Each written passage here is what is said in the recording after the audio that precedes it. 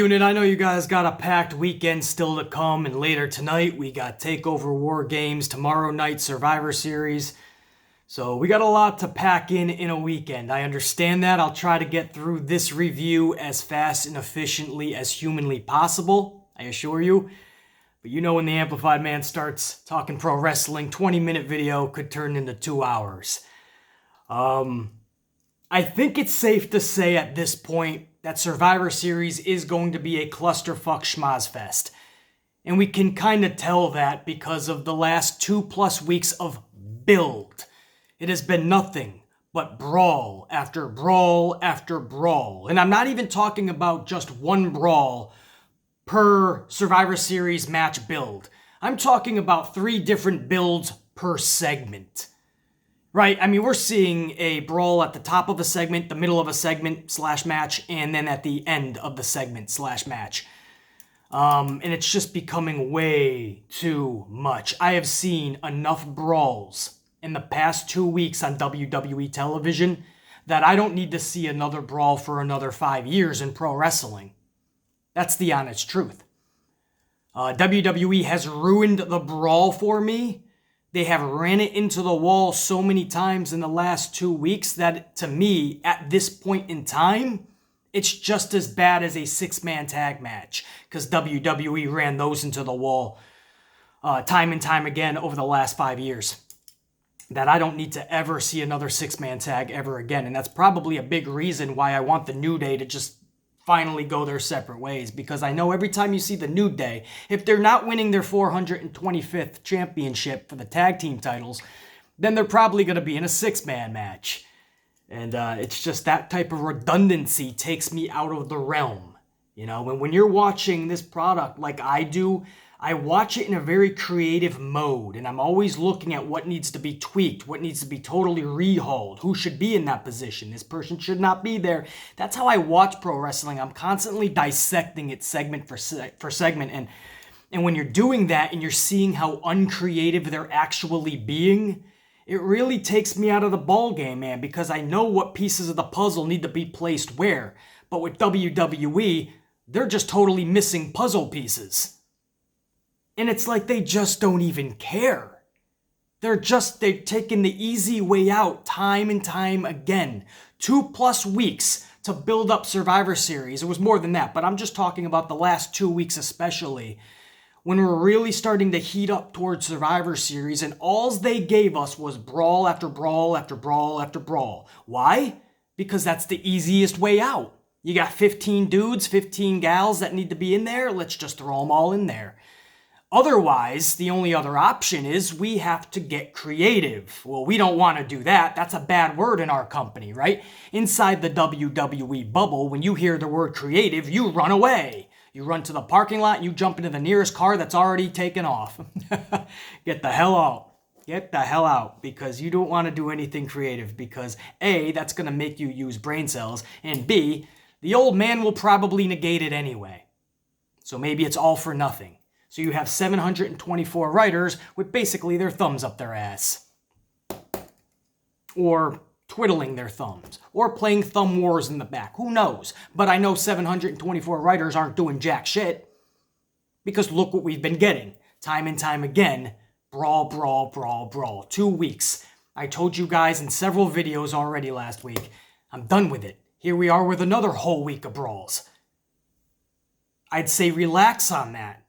But it's too late. That was the final show towards Survivor Series. So unless something, I do expect main roster talent to show up on TakeOver later tonight. Because that'll further Survivor Series. But I'm guessing that's only going to be more brawls. So that's the negativity that I'm going to spew out right from the beginning. That's something that really irked me for the past 2 weeks. And it just became more and more and more and more.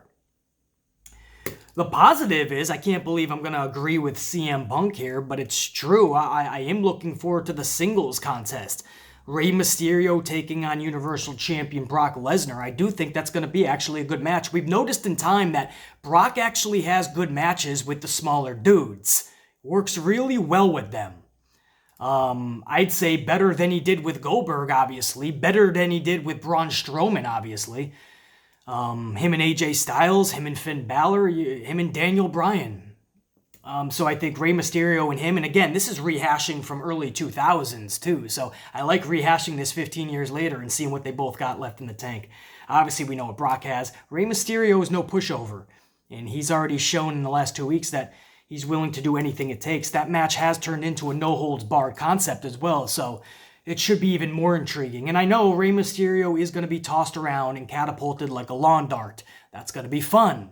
Hate to be the the bad guy in this scenario, but that's fun when you see Rey Mysterio being thrown like a lawn dart by Brock Lesnar. Yeah, pretty fucking fun. Who was it? Was that Kevin Nash? Remember back in WCW, the Nitro days, when they were outside by the trailers, and I think it was Kevin Nash. He just catapulted Rey Mysterio like a lawn dart into one of the trailers. And that was one of the most epic things that at that time at my age I had ever seen. I'm like, wow, that human being just went headfirst into that trailer.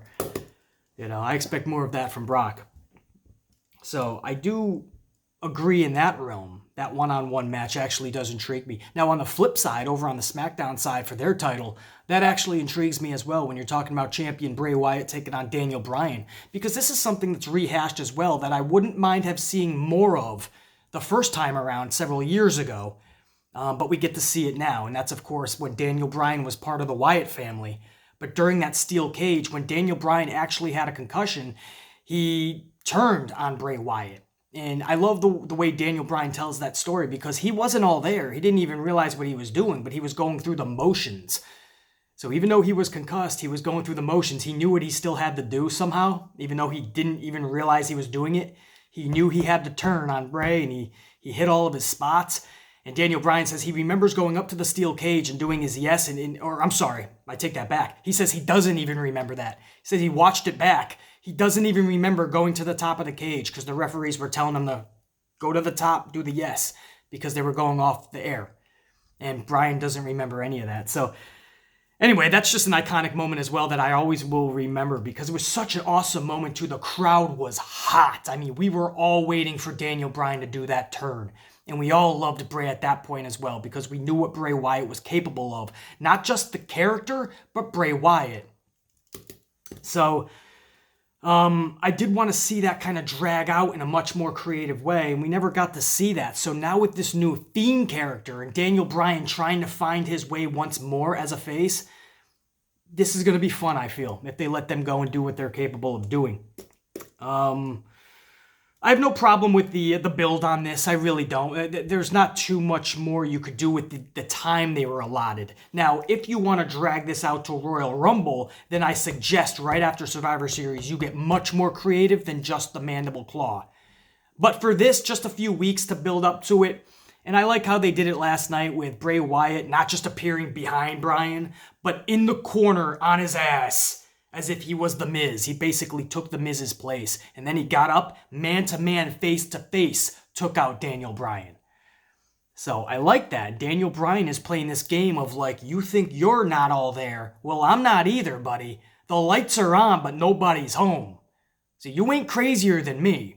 I do like all of that. So those one-on-one contests I'm looking forward to. And of course, Shayna Baszler, Becky Lynch, Bayley. I'm not a big fan of schmazes. A triple threat is technically a schmaz, but I'm looking forward to that. Those are three women that at this point in time are at the top of their game, right? Becky Lynch is, no matter what I say about Becky, it's only because I want the best for her and her booking. But she, confidence-wise, I mean, literally calling herself the face of the company. Well, here you go. This is your chance to prove that tomorrow night. Becky Lynch is in there with Shayna Baszler, who is arguably one of the best females right now in pro wrestling when you look at the booking of her in her title reign. It seems like nobody can take her out for that title. Everybody has stepped up. Nobody can take it. Not everybody. There's some females left, though, so it'll be interesting. And then Bayley, obviously, with this new heel turn, this is a new side of Bayley that I really want to see get all the momentum, strap the rocket to her back, and let her soar. It all comes down to tomorrow night. So there's matches I'm definitely looking forward to as well. And then you look at Roderick Strong, Shinsuke Nakamura, in their triple threat. Who the fuck else is there, guys? It's AJ Styles. Sorry. So, I mean, you look at those three individuals. What? So you got some damn good wrestlers in wrestling matches tomorrow night as well. It's not just a schmaz fest. Now, the other half of the card is that schmaz fest, and that is, of course, all of the Survivor Series matches. I hope they do get creative. I hope it's not just a wild, chaotic just experience. I really want to know what is going on, and I want things to have purpose. So anyway, that's a mini little Survivor Series preview for you guys because I wasn't able to get to it on the podcast yesterday. It was a pack. No, I'm thinking of Pack AEW. It was a packed podcast. We obviously went over the Jim Cornette situation. It's a very sensitive situation, but we did go over that. And we also went over the NXT AEW ratings and Cody Rhodes basically telling his own audience, chill out. Excuses are for assholes. Let's just say we lost, take it on the chin, and move on. That was huge by Cody. So we went over that. We went over a bunch of other stories too. AEW possibly being sued over the Bash at the Beach title. The whole Jordan Miles situation. It was so packed I couldn't get to a whole Survivor Series preview. But I wanted to spend a little bit of time at the top of the Smackdown show, review show, kind of going over the preview a little bit and what to expect for tomorrow night. Do I make a full preview video before Survivor Series? It's a possibility, but I wouldn't hold your breath on it because I got a packed weekend. That could be it. As it is, I'm going to try to get you guys a TakeOver War Games review and reaction tomorrow morning. I don't know how I'm going to do that because I'm going to be on the road early. That might be one of the things where I got to be like in the car giving you guys a review. Don't worry, not while I'm driving. But I might have to do that in the car. I don't know. But I want to give you guys a review for NXT as well. And of course, we got the good, the bad, and the ugly early Monday morning. So I don't know if I'm going to do a full preview. So that might have been it. Hopefully you guys enjoyed it. I'm not going to go in depth on the elimination matches because, again, that's just fucking chaotic. And what do I mean by that? Let's go over last night's go-home show to Survivor Series. This was 2 hours on the Fox network for November 21st, 2019. Hour number 1 started off at the ramp that leads to the parking lot. All SmackDown superstars are assembled at this big ramp door that opens up, takes you right outside. And Baron Corbin is trying to get everyone's attention, but nobody's listening to him because they're playing up the storyline like Baron's the locker room leader, but in reality, he's not. They want you to believe Roman is, and that's why when Roman stepped up, everybody shuts up. And Roman Reigns says, and I quote, "We're not going to run like cowards. We're going to open this door, leave it open, and whoop every one of their asses." He literally opens the door to the rampway that leads to the parking lot. So the door is wide open, and they're saying anyone that comes through, we're taking out 1 by 1 or 15 by 15. Now, Sasha then steps up in front of everyone, too, before the segment comes to a close. And she says, and I quote, "The boss waits for no one." She then cuts her way through all the individuals, all the wrestlers. We hear her music play, and sure enough, here comes Sasha Banks, Carmella, Nikki Cross, Dana Brooke, and Lacey Evans to ringside. Sasha tells Team Raw to come out and fight them right now. Charlotte Flair, Natty, Asuka, Kyrie, Sarah Logan, Team Raw oblige, and they come to the ring. Charlotte says, "Thank you so much for opening the door for us, but it's not like Raw wasn't going to kick it down anyway." Charlotte then challenges Sasha to a one-on-one match for old time's sake. You guys know I would have been down with that. Sasha and Charlotte have been some of the best women's matches in the past several years. I wouldn't mind seeing that again. But that's not what happened.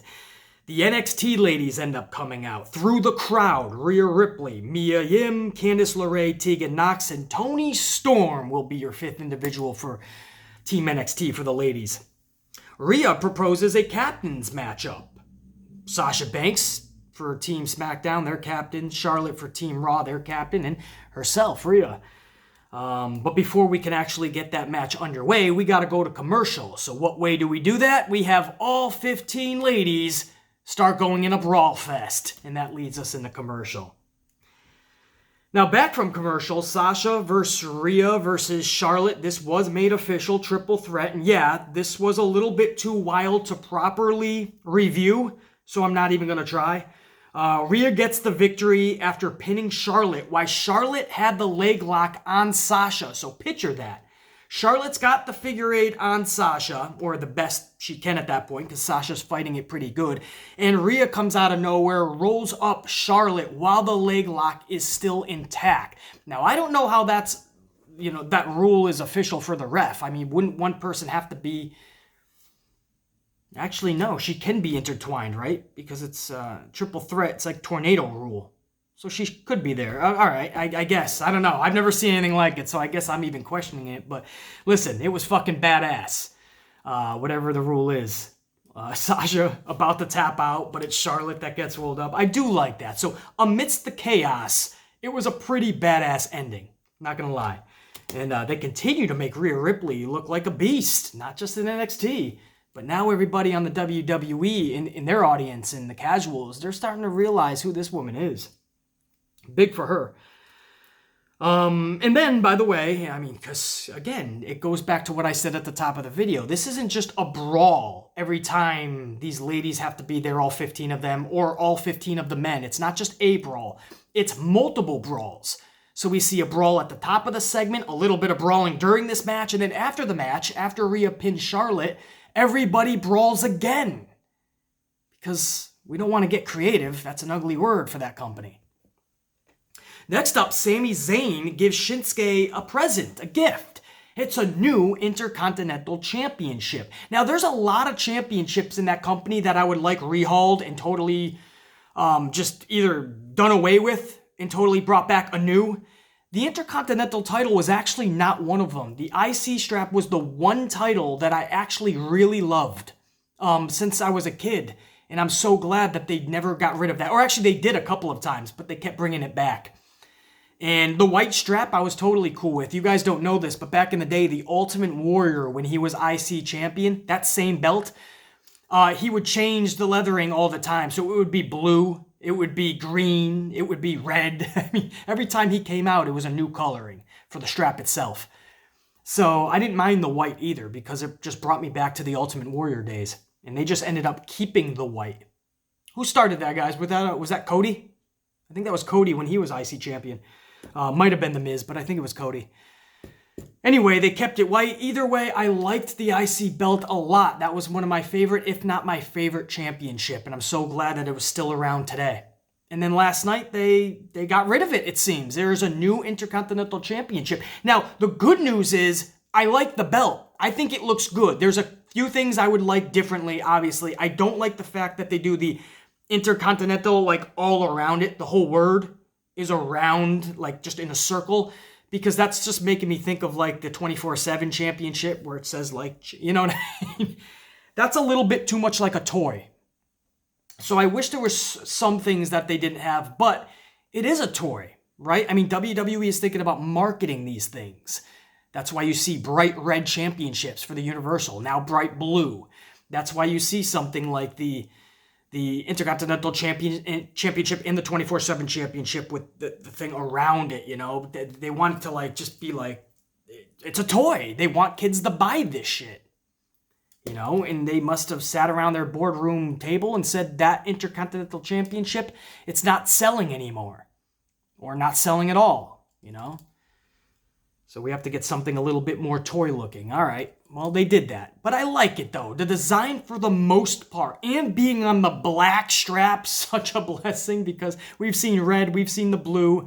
The tag team championships, don't even get me started on that, please. They look like crushed pennies and crushed nickels or dimes.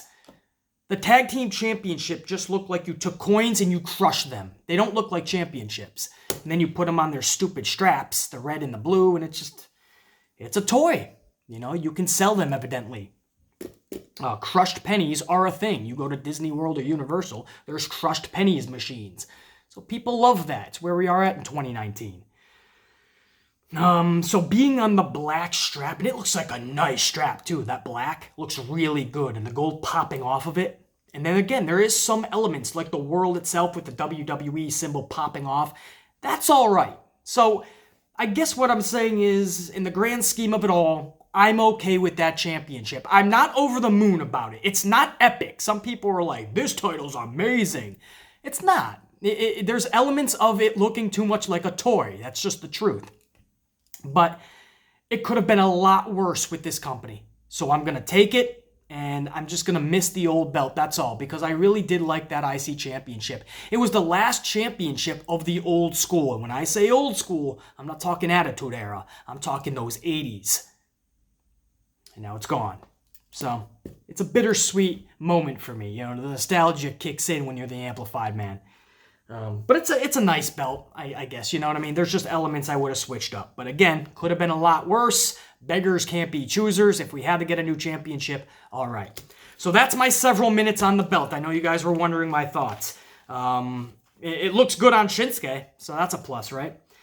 Undisputed Era then hit the ring, and Sami Zayn and Shinsuke they just hightail it after that. They go up the rampway. They want no part of Undisputed Era.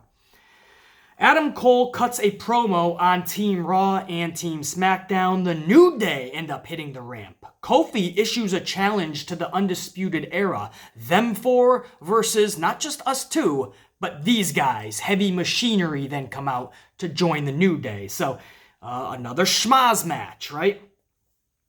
We go to commercial before this riveting 8-man tag match starts off. When we come back, just like the ladies, before they were brawling, during the match they were brawling, and after the match they were brawling, this too is just a schmaz match. What am I supposed to review here? Now I will say this, there is a bright spot here. Otis, we know, is the star of Heavy Machinery, but Tucker last night, Tucker was the bright spot for me. He shined brighter than I have ever seen him shine beforehand. And I'm talking about NXT as well, so that's saying something. I was beyond impressed with Tucker last night, just going move for move like he's in a chess match. This dude did a moonsault that was better than anybody's moonsault that I've seen in the last 3 fucking years. He landed it dead on. So nobody can tell me Tucker can't dive at his size, because this dude is legit. And I love seeing what he was doing in that ring last night. And it just seemed like he took it to another gear and another level. And when somebody of Tucker's size and status can do such, I'll take more of that, please. And again, this is special to me because, and it should be to all of us, because we know Otis is the actual star in that tag team. But when you see what Tucker was doing last night, you now have a formidable team. I mean, that's how I just looked at them. I always knew Tucker had some talent, but Otis was a one-man show to me since the beginning. But now that I know that Tucker can match that shit, Heavy Machinery is legit. I wouldn't mind them or see them being treated as such going forward. So that was the bright spot in this match. Other than that, like I just said, what am I supposed to review here? This was a schmaz. Toward the end of this thing, it just became a spot fest, as these 8-man schmaz matches usually end up becoming. Roderick Strong ends up winning this thing with a running knee to Tucker, so unfortunately, even with the awesome performance, Tucker takes the L. And again, that was a running knee via Strong. So Undisputed Era takes the victory. I'm okay with that. You got to make them look pretty dominant going into War Games, and of course, they're going to be showing up at Survivor Series. Post-match, Roderick Strong, Shinsuke, and AJ Styles end up brawling at the top of the ramp. Sami Zayn takes out Styles and Strong with a steel chair, and it's absolute chaos. I mean, what? AJ Styles waited for that moment? I mean, how did he know they were going to go up the rampway at the same time and have a face-off? Or did he just think you know what I mean? The believability into it at that point just is a little awry. If I'm AJ Styles, I would have just brought the OC out during that match then. And take out your intended targets. So I just didn't, I don't know. I thought that was too much at the end of what was already too much. An 8-man schmaz, you had all that going on, and then up the ramp, now you're going to try to build your triple threat match between Styles, Roderick, and Shinsuke? No, how about you just get creative? How about you dedicate 10 minutes of your show to those 3 individuals? Do they not deserve it, or are you not able to be creative enough? I think it's the latter. You didn't know how to insert them. Or you just wrote the whole show and forgot to add in the AJ Styles match with Roderick and Shinsuke. So you're like, after this match, we'll just have Styles come out. So weird.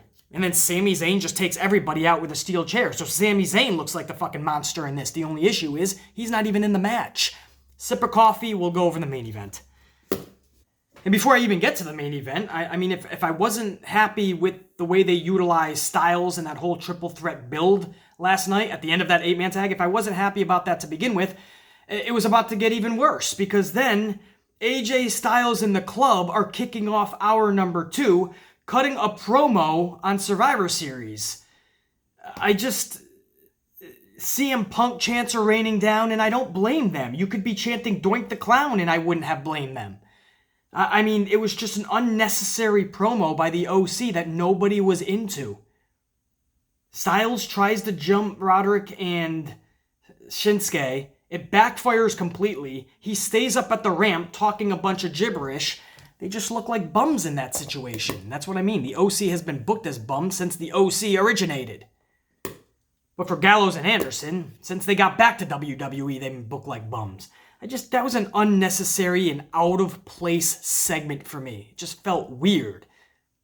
It felt like they just were trying to either fill time, or they just didn't know how to utilize Styles properly. So maybe if we put him on the mic for a little bit. But that backfired. It was boring, unnecessary, and out of place. Daniel Bryan comes to the ring next. He plays a video package rehashing the feud thus far with Bray Wyatt. Bryan says, "I didn't come out here to chant yes, talk about climate change, or play with puppets." Subsequently, he calls out Bray Wyatt.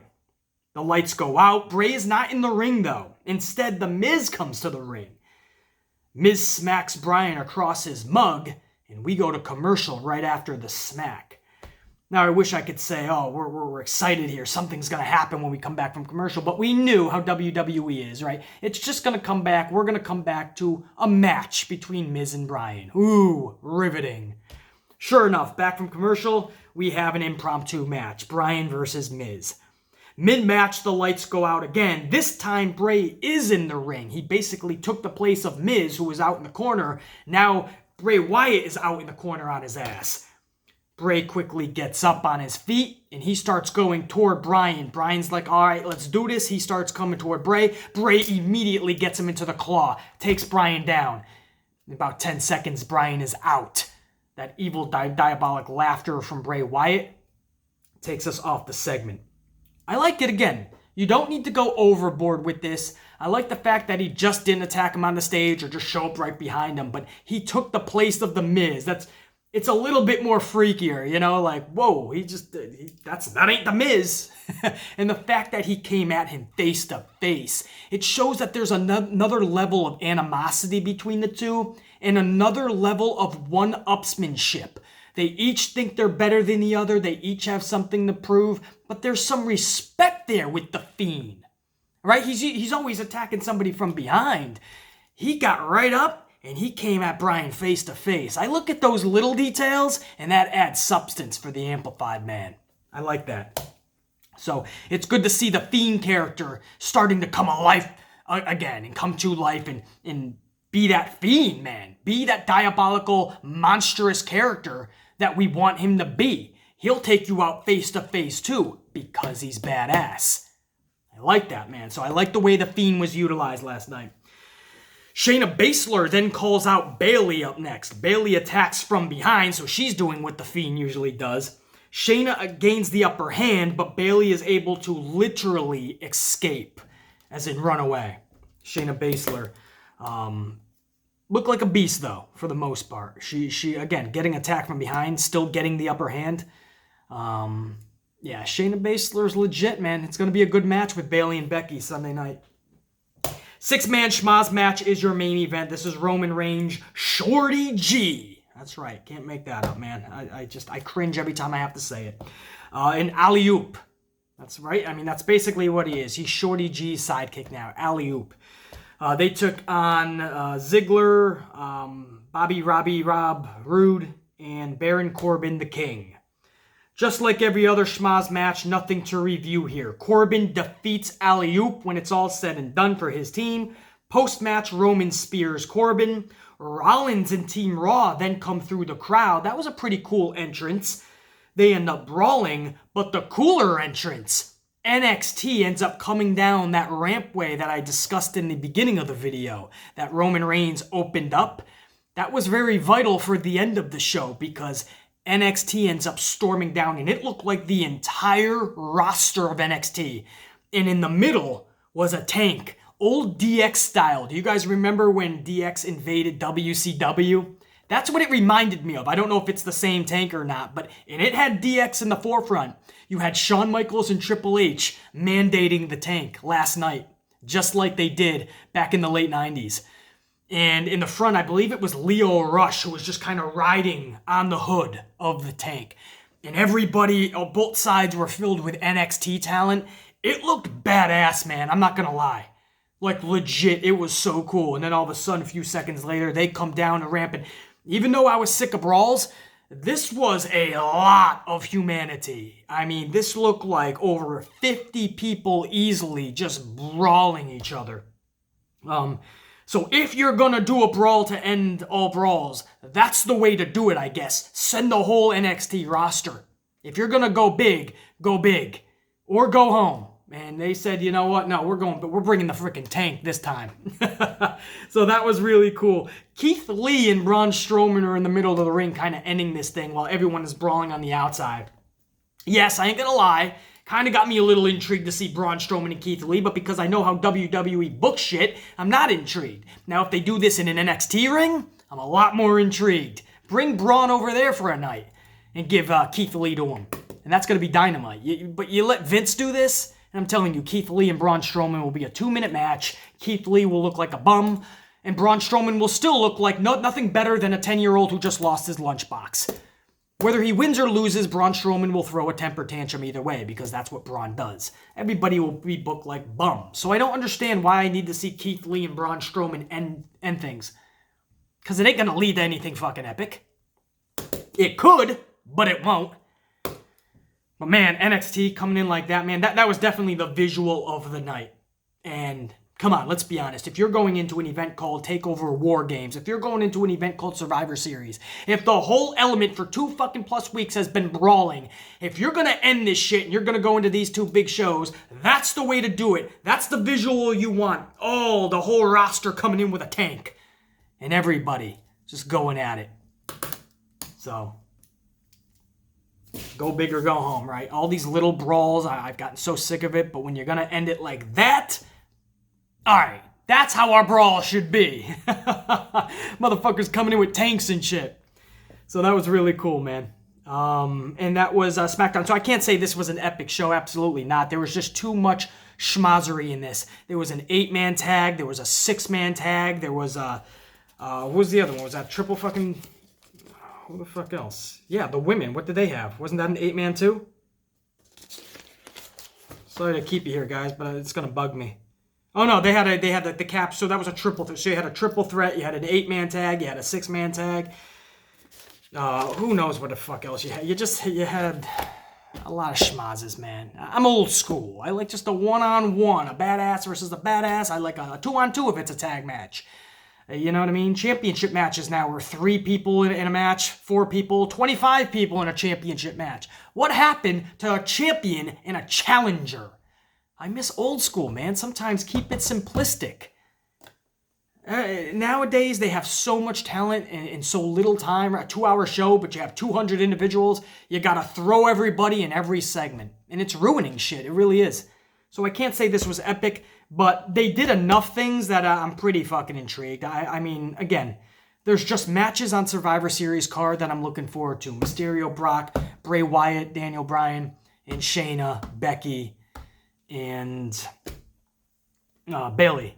And then, of course, Roderick, Shinsuke, and AJ Styles. Thank goodness it's Roderick, Shinsuke, and AJ Styles. And we know that each one of them can go, and that's going to be a dynamite match. Thank goodness, because the booking for them to lead up to it, to build, has been horrendous to non-existent. Unreal. So anyway, tonight, NXT TakeOver War Games. This is the time for talk is done.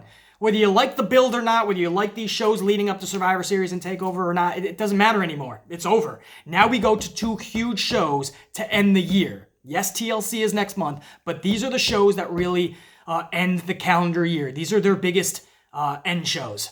Right? Once you start getting into December, trust me, WWE starts to go on that hiatus mode. and they start already thinking about January and so on for WrestleMania season. This is it. This is going to be a huge weekend. Let's not kid ourselves. And on this channel, you can expect the most realist fucking reviews because I'm not going to pull back on it. I'm not. You're going to, I'm not giving anyone mulligans here, nor should I. They know what these two shows mean, that company. They know what they're advertising. Now you have to deliver, A lot of times they just don't. I'm not giving mulligans this weekend.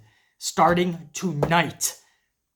Usually NXT delivers. I expect nothing less tonight. How much saturation from WWE is included tonight, that remains to be seen. And that could alter the show, good or bad.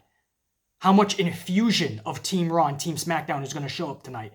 That might decide things. If it's done epically, then it'll be a good thing. If it's done in a horrendous way and it actually takes away from NXT, then that could actually hinder any performance that they were going to put out there. That's it. Much love to you guys. Kick Saturday's ass. I'm going to try tomorrow morning to give you guys that review and reaction. I don't care if I'm fucking about to take off on my long road trip or not. I really want to give you that video to you guys. So be on the lookout. Stay subscribed and notified, and you'll be the first to know when it pops up. For now, you know what we got to do. We're kicking Saturday's ass. Yeah, baby. Amplified style. Check you later.